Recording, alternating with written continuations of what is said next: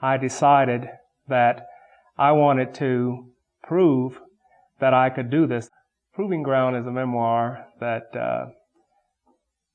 talks about my journey through technology and race relations and business. Really traces from the time that I was a kid and got interested in electronics and developed a desire to have my own electronics company. There was one night at General Motors Institute that kind of set the tone for my business career. I was wandering around campus with nothing to do, and I wandered into the gym at GMI, and there was an electronic music concert going on. And I was fascinated by this combination of art and engineering, so much so that I decided that I was going to build my own music synthesizer. While I was here at Michigan, I built a lab in my bedroom with an oscilloscope and all the circuits that I was building for this digital electronic music synthesizer. But I was so focused on building this synthesizer, and it actually ended up becoming my master's thesis. What I found while I was at Bell Labs was that there was a device I was actually using in the lab that used almost the exact same technology that my music synthesizer used, and that became our first product. So in a lot of ways you could say the groundwork for that first product was laid here at Michigan. The technology, certainly. We completed this sale of the company 2 days before Thanksgiving. And so it was kind of like a combination of Thanksgiving Day and Independence Day. That was the feeling that I had, and it was truly overwhelming. Going around internationally, I found that being open and respectful, I think those things are the most important. I would encourage young people, students, to get international experience. Now, I tell my own kids, if you have an opportunity, go over there and work.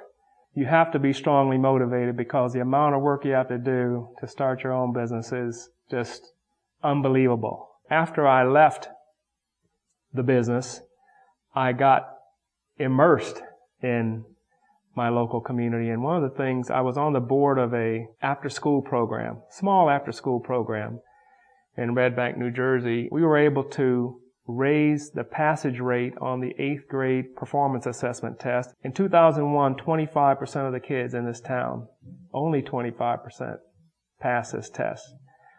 In 2005, over 60% of the kids passed this test.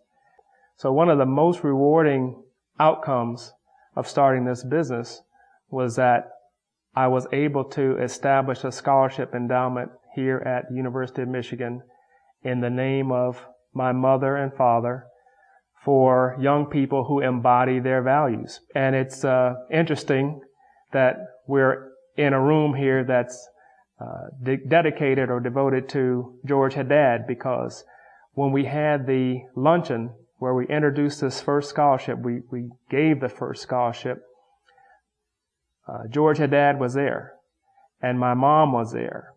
But this was one of the most emotional occasions that I've been involved in. It was really a sweet occasion because my mother got up and started crying and told about her experience coming up from the South, having to leave the South because one night when she was working in the hospital there, she used a white bathroom and was reprimanded for it and decided to leave there and come north, and talking about her experiences in Flint and how she had opportunities up here and was able to move beyond that.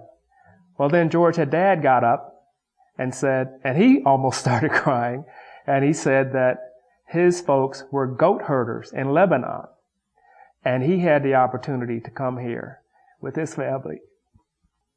But it showed me that so many people are striving, trying to better themselves, trying to come together.